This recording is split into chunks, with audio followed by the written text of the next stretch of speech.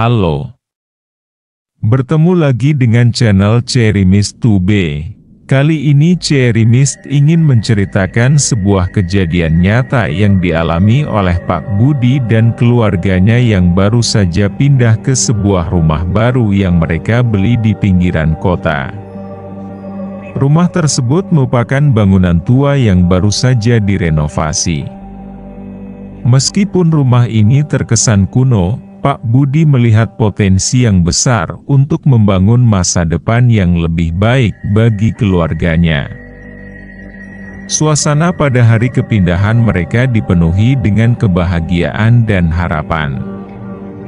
Anak-anak berlarian dengan gembira di halaman luas yang dipenuhi bunga liar, sementara Pak Budi dan istrinya, Bu Siti, tersenyum melihat anak-anak mereka tertawa riang. Mereka merencanakan untuk menata ulang taman, menambahkan ayunan, dan bahkan membangun kolam kecil untuk ikan hias. Namun, di balik kebahagiaan itu, ada sedikit rasa tidak nyaman yang sulit diabaikan. Saat mereka mulai memindahkan barang-barang ke dalam rumah, Bu Siti merasakan udara yang tiba-tiba dingin saat melewati ruang tamu. Suara berderak dari lantai kayu tua terdengar seperti bisikan halus, menambah suasana yang agak menyeramkan. Meskipun demikian, mereka menganggapnya sebagai bagian dari pesona rumah tua. Di salah satu sudut rumah, ada ruang bawah tanah yang terkunci. Pak Budi berencana untuk menjadikannya gudang penyimpanan, tetapi setiap kali ia mendekati pintu tersebut, bulu kuduknya berdiri. Pada malam pertama mereka di rumah baru, keluarga Budi berkumpul di meja makan, menikmati makanan hangat yang disiapkan oleh Bu Siti. Saat makan malam setelah gelap, bayangan-bayangan dari pohon besar di luar jendela menciptakan bentuk-bentuk aneh di dinding. Suara-suara samar dari lantai atas seperti langkah kaki yang perlahan terdengar, membuat suasana menjadi lebih mencekam. Kehangatan itu mulai memudar ketika suara ketukan keras tiba-tiba terdengar dari lantai atas. Langkah Pak Budi menaiki tangga terdengar berat dan perlahan, seolah setiap anak tangga menyimpan rahasia gelap yang siap terungkap. Saat ia mencapai lantai atas, suasana berubah drastis. Udara terasa lebih dingin, hampir membekukan, meskipun jendela tertutup rapat. Cahaya bulan yang masuk melalui jendela kecil di lorong hanya cukup untuk menerangi bayangan panjang yang tampak menari-nari di dinding. Pak Budi menyalakan lampu di ujung lorong, namun lampu itu berkedip-kedip seperti enggan untuk menyala penuh. Dia memeriksa setiap ruangan, satu persatu, dengan hati-hati. Setiap pintu yang dibuka menimbulkan suara derit yang mengerikan, seperti rintihan lama dari rumah tua yang telah menyaksikan terlalu banyak. Namun, tak ada apa-apa di sana. Hanya keheningan dan dingin yang menyambutnya. Saat Pak Budi kembali ke ruang makan, wajahnya terlihat pucat. Dia mencoba tersenyum untuk menenangkan keluarganya, tetapi senyumnya tak dapat menyembunyikan rasa khawatir yang dalam. Tidak ada apa-apa di atas, katanya, meski matanya menunjukkan sebaliknya. Keluarga Budi melanjutkan makan malam mereka dalam diam, rasa takut mulai merayap masuk menggantikan kebahagiaan yang sebelumnya mereka rasakan. Malam-malam berikutnya, ketukan itu kembali. Setiap malam, semakin keras dan mengganggu. Ketukan yang awalnya terasa seperti panggilan samar kini terdengar seperti amarah yang menuntut untuk diperhatikan. Pak Budi dan keluarganya tak bisa lagi mengabaikan kenyataan bahwa rumah baru mereka menyimpan sesuatu yang jauh lebih gelap dari sekadar rumor kecelakaan kerja. Pagi itu, Bu Siti sedang sibuk di dapur menyiapkan sarapan. Suasana rumah masih tenang, meski ada perasaan aneh yang menggantung di udara. Tiba-tiba, tanpa peringatan, piring-piring yang tertata rapi di rak mulai bergetar. Getaran itu semakin kuat hingga akhirnya piring-piring tersebut terlempar satu persatu, pecah berhamburan di lantai dengan suara menggelegar. Bu Siti menjerit kaget, melangkah mundur dengan wajah pucat. Dia segera memanggil Pak Budi yang sedang berada di ruang tamu. Pak Budi datang tergesa-gesa, namun hanya menemukan pecahan piring dan Bu Siti yang gemetaran. Malam harinya, saat seluruh keluarga berkumpul di ruang keluarga, pintu kamar tidur utama yang berada di ujung koridor mulai berderit perlahan, lalu terbuka sendiri. Suara derit pintu tua itu membuat bulu kuduk meremang. Pak Budi berdiri dengan hati-hati, berjalan menuju pintu yang terbuka lebar. Dengan napas tertahan, dia memeriksa setiap sudut kamar, namun tidak menemukan apa-apa. Kamar itu kosong. Tetapi udara di dalamnya terasa lebih dingin dari biasanya, seolah-olah ada kehadiran yang tak kasat mata di sana. Pada malam-malam berikutnya, suara langkah kaki berat terdengar dari lantai atas.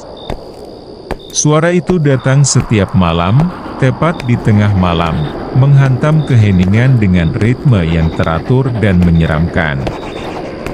Setiap anggota keluarga terbangun oleh suara itu, saling menatap dengan mata penuh kecemasan, tetapi tak satu pun berani meninggalkan tempat tidur mereka.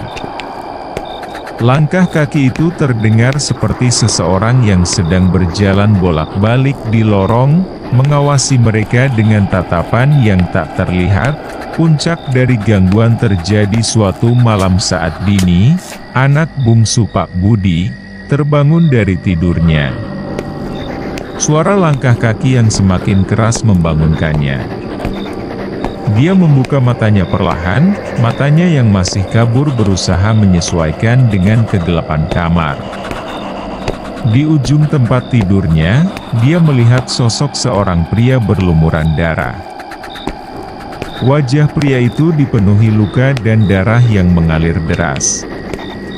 Pakaian pria itu compang-camping, seperti baru saja mengalami kecelakaan yang mengerikan. Mata pria itu menatap Dini dengan penuh rasa sakit dan kemarahan. Tatapan itu begitu tajam, seolah menembus jiwa Dini dan menyampaikan penderitaan yang tak terhingga.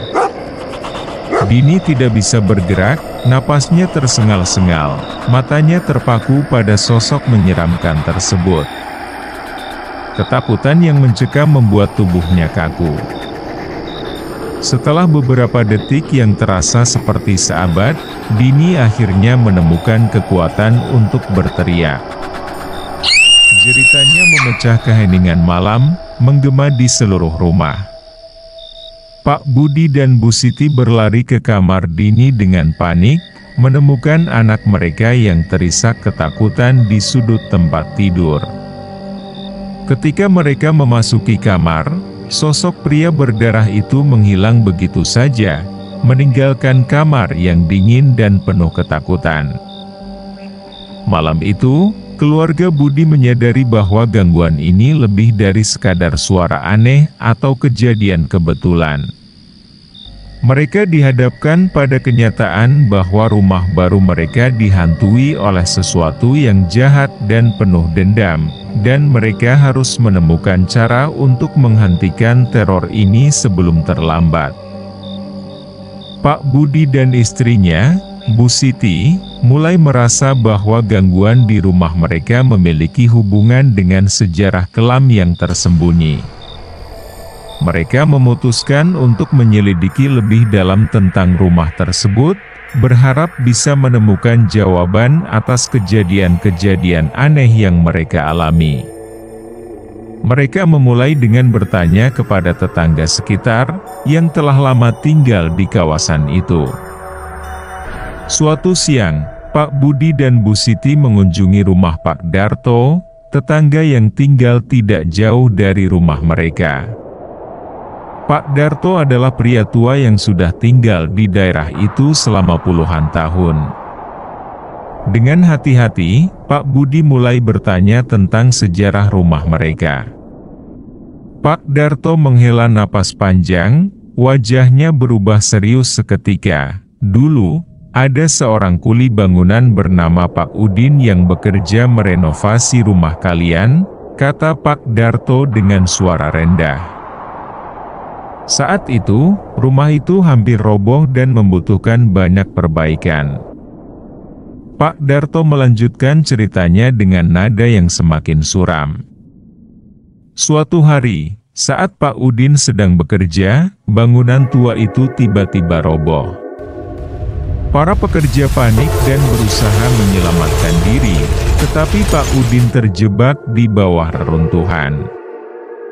Mereka mencoba mengangkat puing-puing, tetapi terlalu berat dan berbahaya. Akhirnya, mereka harus meninggalkan jasad Pak Udin terkubur di sana. Pemilik rumah saat itu tidak mau repot dan memutuskan untuk tidak melaporkan kejadian tersebut. Jasad Pak Udin tidak pernah ditemukan. Pak Budi dan Bu Siti merasakan kengerian yang menjalar ke seluruh tubuh mereka. Bayangan pria berlumuran darah yang dilihat Dini terasa semakin nyata dan menyeramkan.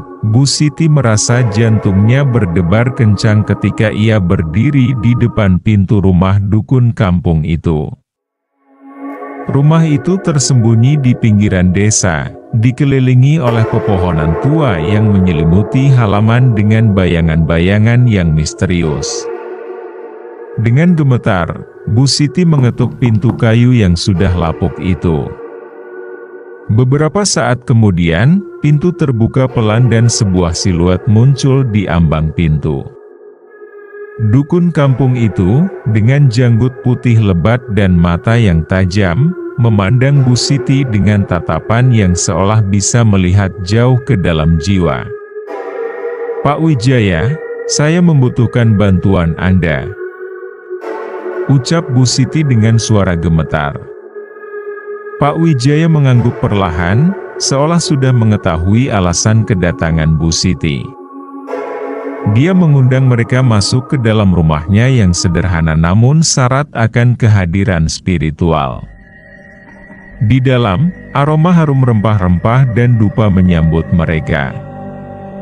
Pak Wijaya duduk di hadapan Bu Siti dan Pak Budi, lalu mulai bertanya lebih lanjut tentang kejadian yang mereka alami di rumah mereka yang baru saja mereka beli. Bu Siti dengan hati-hati menceritakan tentang pengalaman aneh yang mereka rasakan, tentang piring yang terbang begitu saja, bayangan pria berlumuran darah yang sering muncul di tengah malam. Dia juga menceritakan tentang cerita tragis yang mereka dengar dari Pak Darto mengenai Pak Udin, kuli bangunan yang terkubur di reruntuhan rumah mereka. Pak Wijaya mendengarkan dengan serius. Matanya sesekali melirik ke arah jendela yang tampaknya memantulkan cahaya bulan yang redup. Setelah beberapa saat, dukun itu mengangguk, seolah membenarkan kecurigaan dalam pikirannya sendiri. Arwah Pak Udin tidak akan tenang sampai jasadnya ditemukan dan diberikan perlakuan yang layak, ucap Pak Wijaya dengan suara yang tenang namun penuh keyakinan. Keluarga Budi harus mengadakan ritual untuk menghormati arwahnya, serta memberikan penghormatan terakhir yang pantas. "Kami bersedia melakukan apapun yang diperlukan," ucap Pak Budi dengan tegas, matanya menatap dukun kampung itu dengan penuh harapan. Pak Wijaya mengangguk perlahan, lalu memberikan petunjuk-petunjuk rinci tentang apa yang harus dilakukan dalam ritual itu. Mereka harus menemukan tempat di mana jasad Pak Udin terkubur dan menyelenggarakan sebuah upacara penghormatan dengan penuh kejujuran dan rasa hormat. Bu Siti dan Pak Budi keluar dari rumah dukun kampung itu dengan hati yang berat. Mereka tahu bahwa misi mereka untuk menemukan jasad Pak Udin bukanlah tugas yang mudah, tetapi itu adalah satu-satunya cara untuk mengakhiri gangguan yang mereka alami di rumah mereka.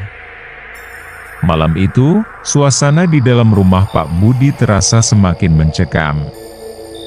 Pak Wijaya duduk di ruang tamu yang redup, di antara perabotan yang tampak seperti saksi bisu dari masa lalu yang kelam.